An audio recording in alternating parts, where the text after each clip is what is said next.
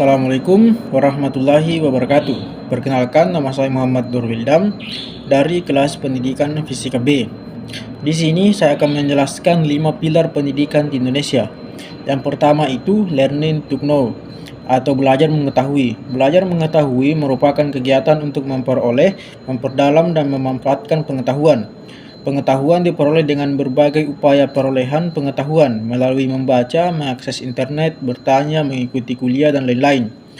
Pengetahuan dikuasai melalui hafalan, tanya jawab, diskusi, latihan pemecahan masalah, penerapan, dan lain-lain. Pengetahuan dimanfaatkan untuk mencapai berbagai tujuan, memperluas wawasan, meningkatkan kemampuan, memecahkan masalah, belajar lebih lanjut, dan lain-lain. Yang kedua itu learning to do atau belajar berkarya.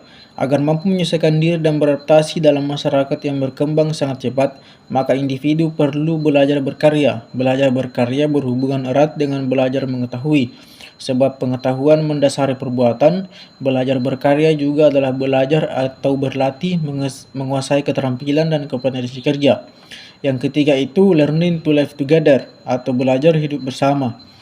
Dalam kehidupan global, kita tidak hanya berinteraksi dengan beraneka kelompok etnik, daerah, budaya, ras, agama, kepakaran, dan profesi, tetapi hidup bersama dan bekerja sama dengan aneka kelompok tersebut.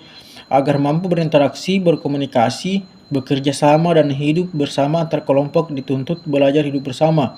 Tiap kelompok memiliki latar belakang pendidikan, kebudayaan, tradisi, dan tahap perkembangan yang berbeda agar bisa bekerja sama dan hidup rukun. Karena harus banyak belajar hidup bersama atau being sociable atau berusaha membina kehidupan bersama. Yang keempat, belajar berkembang utuh. Yang keempat, learning to be atau belajar berkembang utuh. Tantangan kehidupan yang berkembang cepat dan sangat kompleks menuntut pengembangan manusia secara utuh.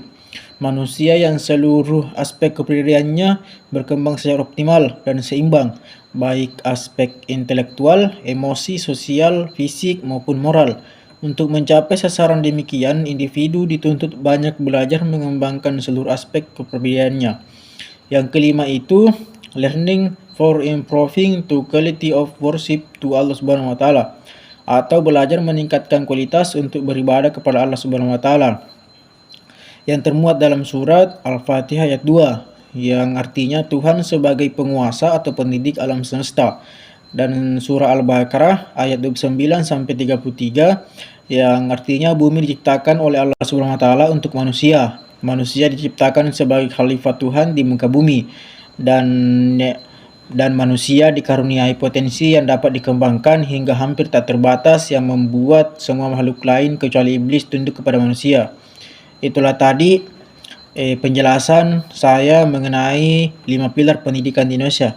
Sekian dari saya. Assalamualaikum warahmatullahi wabarakatuh.